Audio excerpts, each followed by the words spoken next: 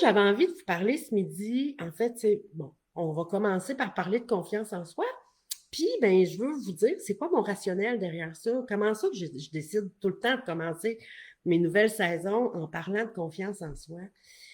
Ben, c'est parce que peu importe ce que tu cherches, peu importe, OK, ce que tu cherches à développer. Admettons, puis partage-moi ça, là.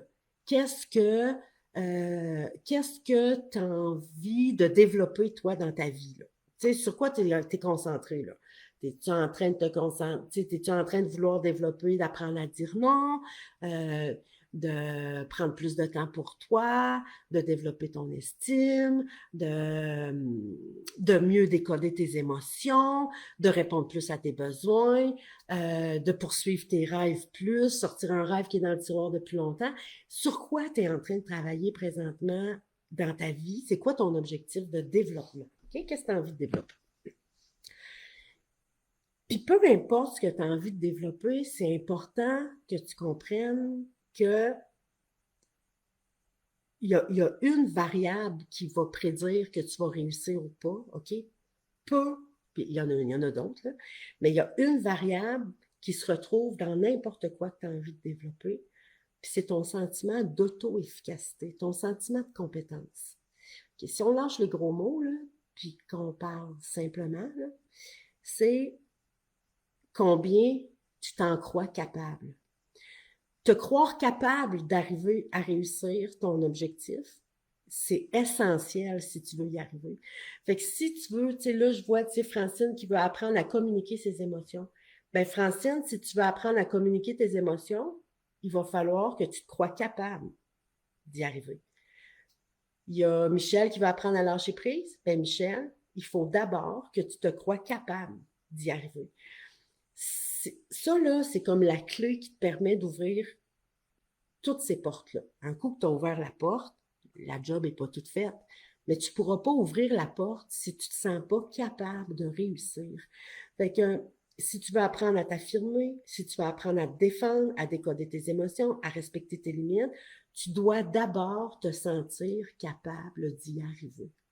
Parce que si tu ne te sens pas capable d'y arriver, tu ne vas même pas essayer. Tu sais, j'en vois des gens là, qui vont me dire, Karen, moi, j'aimerais apprendre à respecter mes limites. OK, ça fait combien de temps que tu essaies d'apprendre à respecter tes limites? Alors, je pense que ça fait 30 ans que j'essaie de respecter mes limites, puis j'y arrive pas. Si tu as un objectif en tête, puis ça fait 30 ans que tu y travailles, puis tu n'y arrives pas, c'est qu'il y a quelque chose qui ne marche pas. Là. Fait que la première chose à t'assurer, c'est penses-tu capable d'y arriver? Parce que si tu ne te sens pas capable d'y arriver, tu ne vas même pas essayer. Si tu n'essayes pas, tu ne deviendras pas capable. Si tu ne deviens pas capable, tu ne te sentiras pas capable. Tu comprends-tu que tu vas être dans un cercle vicieux? Puis, la première chose à attaquer, peu importe ce que tu as envie de développer, c'est d'apprendre à y croire. D'apprendre à croire que tu vas être capable d'y arriver. Puis ça, être capable, ben, c'est la confiance en soi. C'est ça, la confiance. Je t'en parlais en début de live tantôt, la différence entre la confiance et l'estime. La confiance, c'est combien je me considère capable. L'estime, c'est combien je me considère valable. OK? Fait que là, le capable, il est question de confiance en soi. Puis, c'est pour ça qu'on commence la saison avec la confiance. Fait que peu importe ce que tu as envie de développer, la première chose à t'attaquer, c'est d'arriver à t'en sentir capable. Ça ne veut pas dire que tu vas réussir tout de suite, mais il faut d'abord que tu te crois capable d'y arriver. Tu n'es peut-être pas encore capable, mais déjà, là, si tu changeais ça dans ton vocabulaire, à la place de dire, ben, moi, je suis pas capable de respecter mes limites, je suis pas capable de lâcher prise, je suis pas capable d'exprimer mes émotions, je suis pas capable de mener mes projets à terme, je suis pas capable de reconnaître ma valeur, je suis pas, change ta phrase, là, commence par changer cette phrase-là par je suis pas encore capable. Rajoute le mot encore dans ton je suis pas capable. Et je t'assure déjà, ça va changer quelque chose dans ton mindset. Et à partir du moment où tu vas dire je suis pas encore capable de mener mes projets à terme, ça enregistre l'information que tu vas l'être capable. Tu ne l'es pas encore, mais ça va venir. Tu n'as pas besoin de le dire, le bout de ça va venir. Juste de dire, simplement de dire, je me sens pas encore capable de, ça induit dans ton cerveau que tu vas devenir capable. Fait que ça, c'est la première chose à faire, OK, c'est de t'amener à te sentir capable. Et là, je m'en viens avec un plan de match que je te propose pour les prochains jours, OK? Si ça te tente de t'attaquer à ton sentiment d'être capable, que tu veux sentir que tu vas être capable de réussir ce que tu veux développer, peu importe ce que c'est. Puis si tu es en train de te dire, ben moi, je me sens pas capable de me sentir capable, tu sais, je me sens pas capable de devenir capable. Et laisse-moi une couple de jours, OK? Laisse-moi une couple de semaines, puis... Mais faut que tu essayes les affaires, par exemple. Ce que je vais te proposer, c'est, moi, je te demande pas de me croire sur parole. Essaye-le. Puis là, moi, je vais te fournir des outils pour que tu puisses essayer, puis je te le dis. Chantal qui dit « J'aime savoir qu'on peut devenir capable ». C'est sûr, Chantal, que tu peux devenir capable. Puis je te dirai pas que tu peux devenir capable en 3 semaines, mais je peux te dire que tu peux te sentir capable d'y arriver dans 3 semaines. Fait que si tu veux développer ta capacité à mener tes projets à terme puis tu te sens pas capable d'y arriver, moi, je te dis qu'en 3 semaines, tu peux te sentir capable d'y arriver. Tu y arriveras pas, mais tu vas te sentir capable d'y arriver. Ce premier morceau-là, là, ta clé, là, 2-3 semaines, puis tu peux l'avoir dans tes mains pour ouvrir la porte, puis après faire ce qu'il faut pour devenir capable. Mais tu pourras jamais ouvrir la porte si tu y crois pas. Fait que pour y croire, 2-3 semaines. 2-3 semaines, puis tu vas te sentir capable d'y arriver. Mais là, voilà ce qui s'en vient pour t'aider à ça, OK? Dans la description de notre live de ce midi, je t'ai mis le lien vers l'auto-évaluation des 10 obstacles, OK? Fait que ça, c'est la première chose que tu vas faire. Tu vas aller, tu vas cliquer ce lien-là, puis tu rentres ton courriel, tu fais Enter, puis là, tu vas recevoir dans tes courriels l'auto-évaluation, OK? C'est la liste des 10 obstacles à la confiance en soi. Si ta confiance, si ton sentiment d'être capable n'est pas là, OK? Si tu n'arrives pas à te sentir capable, c'est parce qu'il y a quelque chose qui t'en empêche. Puis, que ce soit Annette, Lisette, Joanne, Marie-Cléo, ce qui vous en empêche, c'est tout quelque chose de différent. Pour chaque personne, les obstacles ne sont pas les mêmes, OK? Mais il n'y en a pas 10 000 obstacles possibles, il y en a 10, OK? Fait que si ta confiance se développe pas, malgré ce que tu essayes, puis malgré le temps de... Puis je te dis qu'en 3 semaines, tu peux développer ça, OK? Mais si tu n'y arrives pas, c'est parce qu'il y a quelque chose qui fait obstacle, puis ce quelque chose-là, tu as 10 hypothèses à vérifier. Il y a 10 choses possibles qui peuvent t'empêcher d'avoir confiance. Puis cette liste-là, ben, tu peux aller la télécharger, puis l'imprimer. Puis quand tu vas l'avoir, là, tu vas pouvoir regarder, ce que je t'invite à faire, c'est regarder chacun des obstacles, puis tu vas voir, il y a une case à cocher, c'est vraiment une auto-évaluation. Et là, tu vas cocher les obstacles qui te concernent. Fait que tous les obstacles que tu te reconnais dedans. Fait que ça se peut que tu en aies un obstacle, ça se peut que tu en aies 4, ça se peut que tu en aies 8, ça se peut que tu en aies 3. On s'en fout.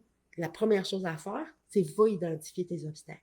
Puis après ça, ce qu'on va faire ensemble, c'est qu'on va les détruire, ces obstacles-là. Fait que, première chose à faire, dans la description de la vidéo, tu vas aller cliquer pour télécharger ton auto-évaluation des 10 obstacles. Fait que là, tu vas identifier tes obstacles. Puis là, dans les jours qui viennent, puis je vais commencer aujourd'hui, je vais mettre des posts sur notre groupe où je vais t'aider à voir comment tu peux surmonter chacun de ces obstacles-là. Fait que je vais te parler de chacun des obstacles. Fait qu'il y a 10 publications qui s'en viennent sur le groupe sur les 10 obstacles. Fait que obstacle 1, là, je te parle de l'obstacle, puis comment faire pour sortir de là, obstacle 2, obstacle 3, obstacle 4. Bon.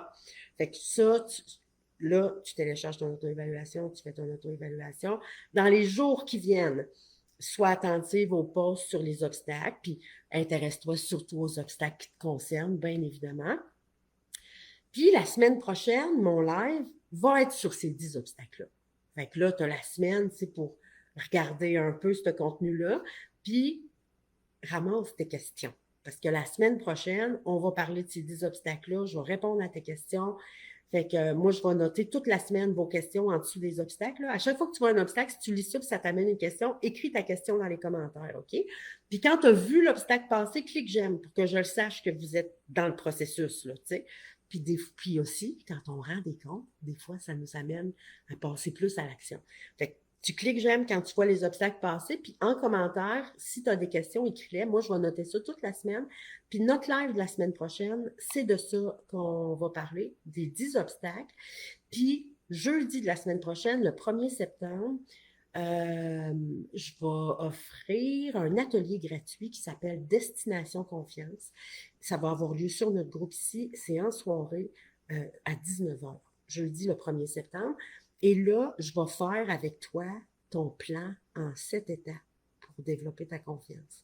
Fait que là, tu vas savoir les obstacles puis peut-être même que simplement en lisant ce que tu vas lire sur chacun des obstacles, il y a des obstacles qui vont déjà commencer à se liquéfier.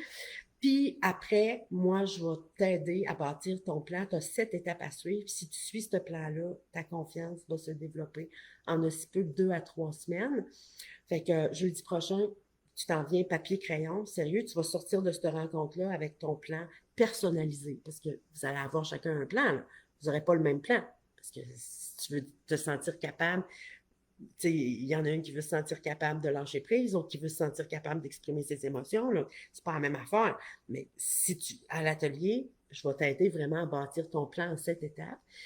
Puis après, si tu veux, ben, ton plan en 7 étapes, ben, on peut même le faire ensemble. Parce que le lundi d'après, c'est le défi Confiance 21 qui décolle, puis c'est mon programme d'accompagnement où là, tu as un cahier d'exercices, puis à chaque jour, tu as des choses à faire, puis je t'accompagne, il y a des zooms de coaching, mais je vais t'en parler plus dans les semaines qui viennent. Fait que, c'est pas mal ça. Et je vois le temps passer. On dirait que j'avais oublié comment ça, on dirait que j'avais oublié comment ça passait vite. Là, je suis curieuse de savoir comment tu as trouvé ça, notre rencontre de ce midi. Tu sais, moi, j'ai vraiment envie, cette saison-ci, de t'outiller. Tu sais, qu'on fasse pas rien que parler puis qu'on apprenne des affaires. J'ai vraiment envie de t'accompagner davantage puis de t'amener à passer à l'action. Fait que je veux pas juste t'inspirer, je veux t'impacter. Fait que je suis curieuse de voir comment tu as trouvé notre rencontre. Et puis, voilà le moment de te demander c'est quoi ta perle de notre rencontre. Hein? Qu'est-ce que j'ai dit? Qu'est-ce que tu as entendu qui a fait le plus de sens pour toi? Qu'est-ce que tu as appris que tu veux te souvenir? C'est quoi ta perle de notre rencontre? Qu'est-ce que tu as aimé le plus de notre rencontre? Qu'est-ce que tu as appris d'important pour toi?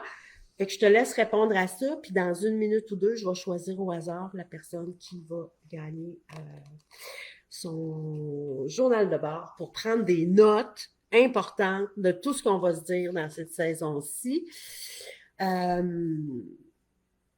Claudette qui dit « Je sens que les choses vont changer avec ton aide. » Ça, je suis contente de lire ça. Tu sais, Claudette, quand tu dis « Je sens que les choses vont changer », ça, c'est crime. Je sens que je vais être capable d'y arriver. Et là, c'est ça la clé, la première clé, OK?